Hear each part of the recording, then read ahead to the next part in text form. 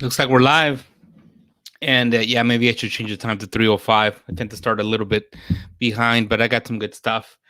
Today's live is going to be a little different than anything else you've probably seen, but it'll make sense. I think it's important. It's something that I was inspired to rethink not too long ago, and I know that it's not necessarily a marketing topic or a software topic or a membership or online business or Facebook page or any of that or ads or any of the usual topics we cover.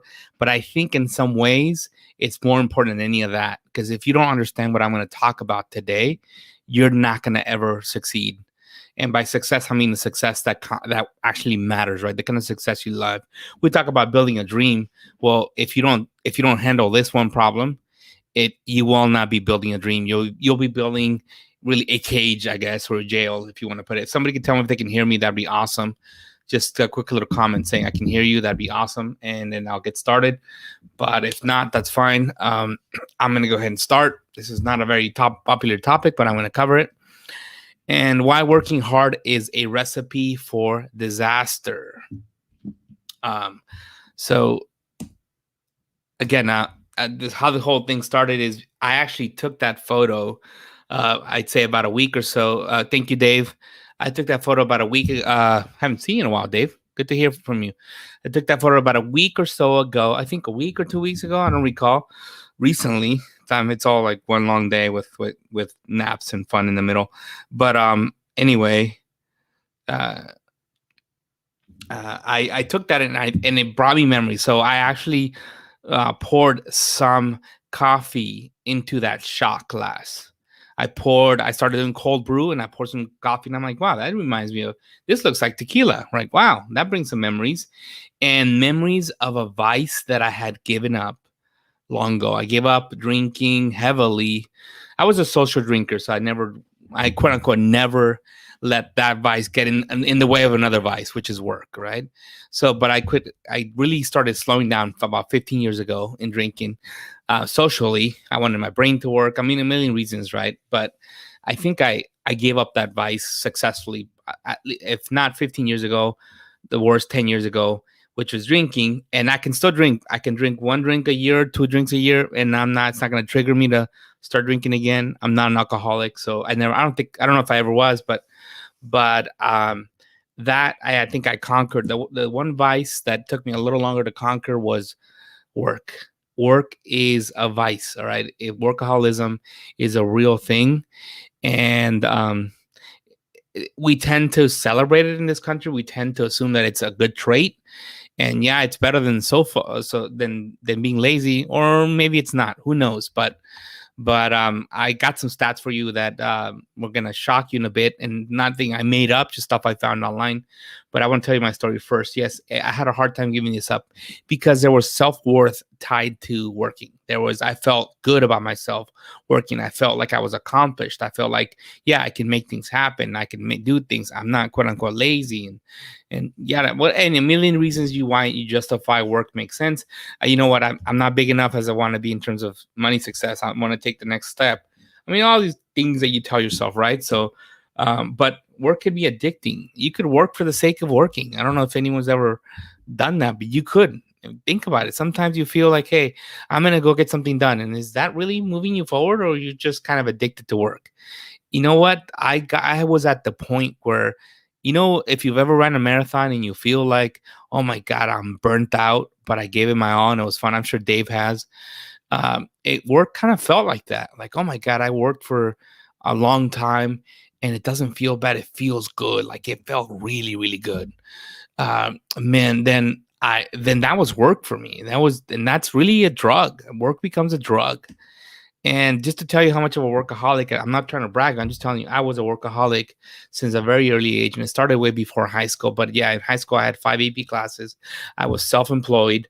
I had another self-employed. I had a little business, right? That's why I call it self-employed. And I had another actual hourly job at the same time. This was not, and this is the same year in high school, right? This happened in my senior year. That was probably the most I ever worked. The toughest year in my senior year, but the one I enjoyed the most because I was already in the drug, right? I was already enjoying the high of working. But yeah, I had an hourly job. I was a graphic design assistant for during the week. And in the weekends, I actually ran my self-employed job. I was actually a locksmith fixing locks. But I mean, I don't want to go too long on my story, so I'm going to move on. And I was also teaching myself how to program at the same time. I were improving how to program. I started programming a couple years before that, but I still managed to graduate second in my class. And so I got good grades. All right. I wasn't flunking out of those AP classes because I had a job and programming and all that on the side. But I mean, just yeah, and that first place student, yeah, a lot of people have done that, right? The big deal, you're valedictorian, salutatorian. Yeah, but that first place student didn't work. And yeah, so she was crazy, but not as crazy as I was.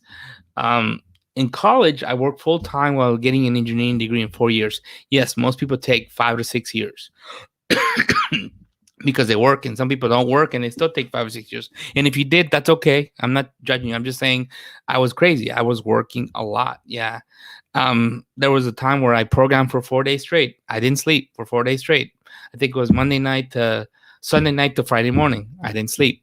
I ended up feeling socially and awkward and dysfunctional after that 4 days. I couldn't function. I ended up sleeping on the bench for a few hours after that, but I pulled it off and I was proud of it.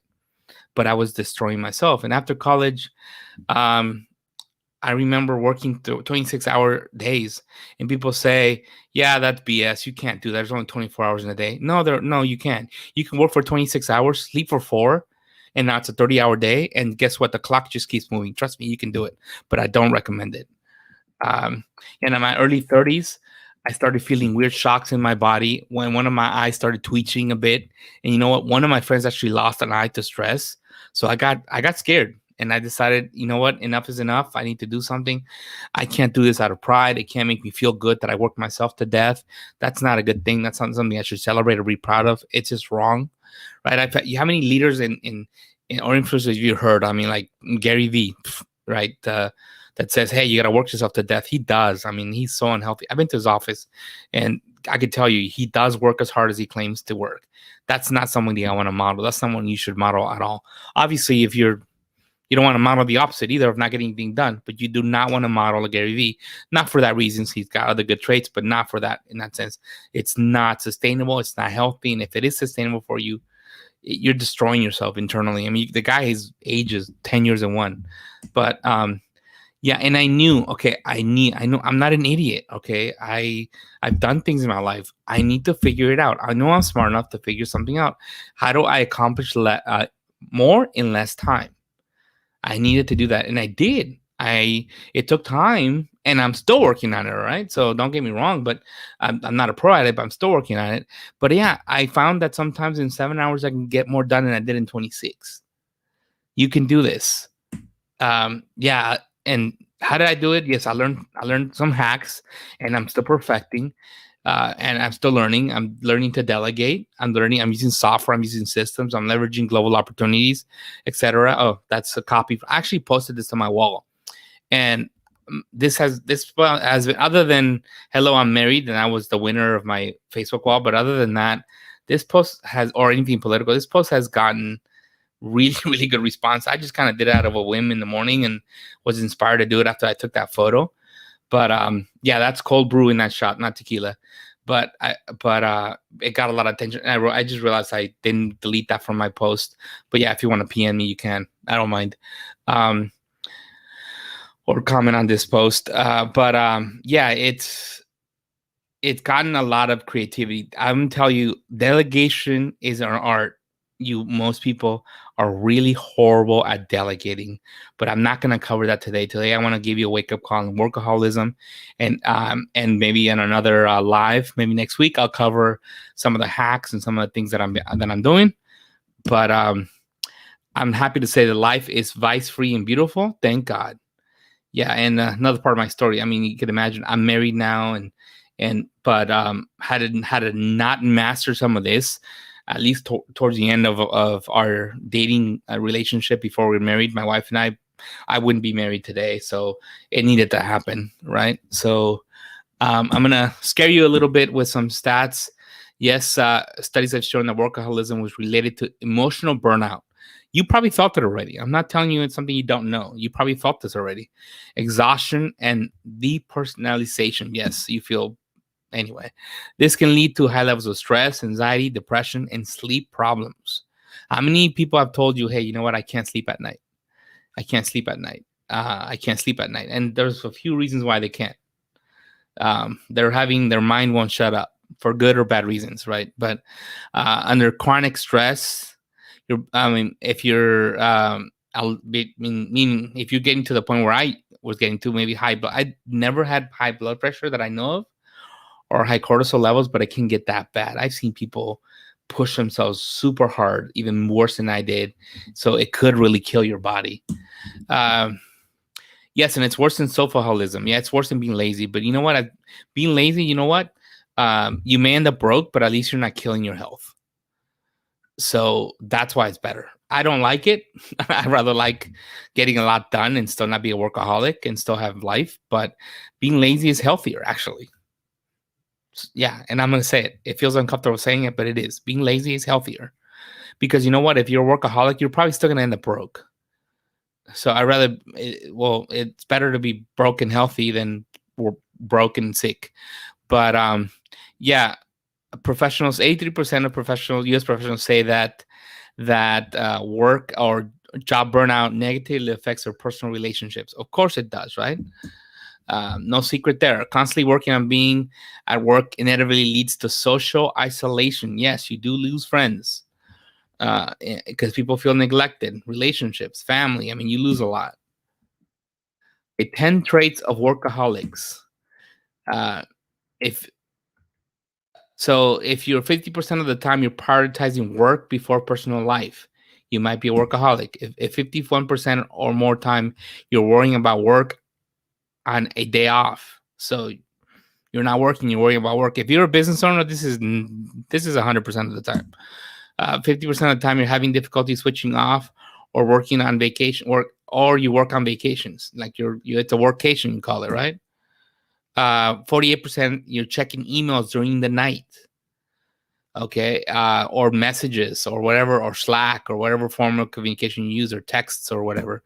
46% you're being the first to arrive at work and the last to leave, and you think you're badass because you do it. Excuse my language, but no, you're not. And by work, it could be, if you work remotely, it could be you're showing up at your desk. I used to have a desk in my bedroom. I would literally roll out of bed, sit on my desk, and if I was hungry, I'd go get some food in the kitchen and come back to work, and then realize, oh my God, it's past 3 a.m. already. Maybe I should get some sleep, and then go back to bed. At my worst times, yeah, don't have a desk in your bedroom unless you don't have a choice. But 40% of the time or more, you're feeling too pressured or busy to take annual leave, meaning vacation, right? 45% of the time, you're skipping lunch break at work. Oh, yeah. What lunch? What is that? 45% of the time or more, you're feeling anxious if unaware of what's going on at work. Like you have to stay up on it, right? I mean, that happens for social media too, by the way. 44% or more of the time, you're being told by friends, family that you work too much. 39% of the time, you're checking email first thing in the morning. And yeah, the website down there, that's where I'm going to make this stuff up. This is a really, really good link. If you really want to learn more about it, I would go to that link. They did an awesome job putting a good report together. If you believe me already that workaholism is bad, then skip it, I guess. But the work addiction scale. So if you answer often or always to any of the four of the list of questions below, then you have work addiction. You think of how you can free up more time to work. Oh yeah, that was me. You spend much more time working than initially intended. Yep, that's me. That was me. You work in order to reduce feelings of guilt, anxiety, helplessness, and depression. Number 3. Yep, that was me. You know what number 3 is? That's a drug. If you're using work to reduce guilt, anxiety, helplessness, or depression, you know what? That could be work. That could be alcohol. That could be drugs. Never use drugs, thank God. But I mean, I could imagine it could be food. It could be overeating, right? So work is in that category. If you're using work to hide into that, work is a drug for you. You have been told by others to cut down on work without listening, and you don't listen to them. Yeah, some people try to rescue you, right? Like an alcoholic, right? Friends try to stop you, or a drug addict. Friends will try to have an intervention, but you don't listen. Why would you? Work is healthy, right? Kidding me? I'm not an addict. I don't drink. I don't do drugs. Leave me alone, right? Yeah, sure. You become stressed if you're prohibited from work. Yes, that was yes on me, number 5. 6, you prioritize work over hobbies, leisure activities, and exercise. Work is my hobby. I love what I do, so it's a hobby. BS. 7, you work so much it has negatively influenced your health. Yes. So I answered yes often, at least often or always, to 7 of those questions, and you only need 4. So I was definitely a workaholic, right? So yeah, reality check there. What do people sacrifice? 56% of people who are workaholics, they sacrifice sleep. Oh, yeah. Those 26-hour work days. Yep. Sacrifice sleep. Recreation, 52%. Yep. No hobbies. No fun. Time with friends. Yep. I had a family member tell me once, Renee, he was probably 12 years old, I think, one of my cousins. He's older now. He said, Renee, I haven't seen you in a while. Do you not like us anymore? I'm like, what? What do you mean I don't like you anymore? I've just been busy. Oh, well, I don't see you anymore, so I thought maybe you didn't like us anymore because we don't hang out with you anymore. Yeah, that was a child telling me that, but but maybe a child was smarter than I was. So yeah, time with family. So look at all that you're giving away. Is it really worth it? And I'm not telling you quit your business. I'm telling you there's a better way to do it. You can have it all. You can have the cake and eat it too. Yes, you can. Okay, I'm not telling you to quit. I'm telling you to be smart about it. But anyway, moving on. Correlation between workaholism and disorder. Anxiety. Yes, people who aren't workaholics also have anxiety, but 33% is due to workaholism. Non-workaholics, it's only 11.9%. So you're reducing by a third your chances of having anxiety. ADHD, 32%. Workaholics, 12%. It makes sense, right? You're out and about and you're trying to have an ice cream with your wife or your spouse, and you're thinking about work. Yeah, that's ADHD. Yes, my wife knows I have it. OCD, 25.6%. Or wow, this is insane. Okay, this stat. Think about how many times, about 3 times as much chance of having OCD. I used to have OCD attacks. I'm not an OCD person. I'm kind of messy sometimes, but sometimes I just gotta organize. Sometimes it's just weird. It just hits me. I could be driving and it hits me. Not as much now, but it used to, right? So depression. Wow. So you are about 4 times as likely to be depressed if you're a workaholic. Of course you are, right? You're putting all this work and you know what? You're bound to fail. You're not going to succeed 100% of the time. So when you fail, and after you put in all this work, it's a big failure. You're gonna feel it. And if you have nothing else that makes you feel good about who you are, you have no hobbies, you have no family, you have no relationships, you have no time off, you have nothing else you enjoy in life. And the one thing you put all your eggs on, which is work, which inevitably at one point in time you're gonna fail and have to restart. And you fail at that, everything's gone. Of course you're gonna get depressed, right? No surprise there. Okay, more stats. I'm sorry. Workaholism increases counterproductive work behaviors. Yes, you think you're working, but you're not really getting anything done. Job stress, career prospects, marital dissatisfaction. Yes, of course, your wife's not going to be happy, or spouse. Work-life conflicts. Yes, of course, right? Your life's going to be wondering where you are, right? The chance of a burnout. Of course, you're not a machine. You're going to burn out. It should be burnout, but sorry. Emotional exhaustion. Yes. Did you guys know that your emotions drive your energy? If you're happy, you have more energy. If you're sad, you have less energy, right? It's pretty obvious, right? So of course, if I'm depressed because I'm a workaholic, I'm gonna be exhausted. Cynicism, depersonalization. Yeah, workaholism decreases job satisfaction or business satisfaction, family satisfaction, life satisfaction, physical health, emotional health. Yeah, your life sucks. All right, moving on. Yeah, nice little graphic of the effects of workaholism. Affects your smile. You have a tired gaze, upper neck ache, infinite headache. Have you guys ever had an infinite headache? Yeah, it's horrible. But effects on workaholic couples. 60%, 40% divorce rate increase. Divorce rate increase for workaholics. 60% struggle to manage their work family commitments. Of course, right? You're working. 14% have prolonged problems managing family commitments. Yeah, of course it's gonna suck. Effects on health and eating habits. 75% eat lunch at their desk at least 3 times a week. Oh, talk about 5 days a week, or 7 if you're working 7 days. Anyway, 67% bigger chance of coronary disease, heart disease. Oh, wow. 37% bigger chance for job-related injuries. Of course, you're tired. 60% spend 20 minutes or less on lunch breaks. Yep, not 30 minutes, not even an hour, right? Don't take lunch breaks on any breaks at all, or any breaks at all. Wow. 20% spend 10 minutes or less on lunch breaks. Oh, wow. You got to be eating a milkshake at that point, or some smoothie. Global stats. 50% of the population works during vacations. That's in the US. In the UK, 30% of the people are emailing day and night. No sleep. In Japan, 63% feel guilty when they go on vacation. Oh, that's sad. Top 5 countries working long hours. Turkey, 46.13%. Japan, 31.7%. Mexico, 28%. Wow. Okay, so it's maybe genetic for me. South Korea, Israel. Wow. Now, US is not there, surprisingly. Working long hours. You know what? I think if we capture stats on just entrepreneurs, these numbers would skew, but this is general population. Top 5 countries who avoid vacations. Japan, they're giving 20 days and they take 10. India and New Zealand, they're giving 20 days and only take 5. US, giving 14 days and only 4 are used. That's crazy. Italy, 28 days received and 7 days used. Australia, 20 days received and 6 days used. So they're giving these people vacation time and they don't even take it. That's insane, right? I mean, I know if I had a quote unquote job, those would be the days I would be working on my business full time, right? But that's bad too. Anyway, moving on. Here's what I'm gonna do.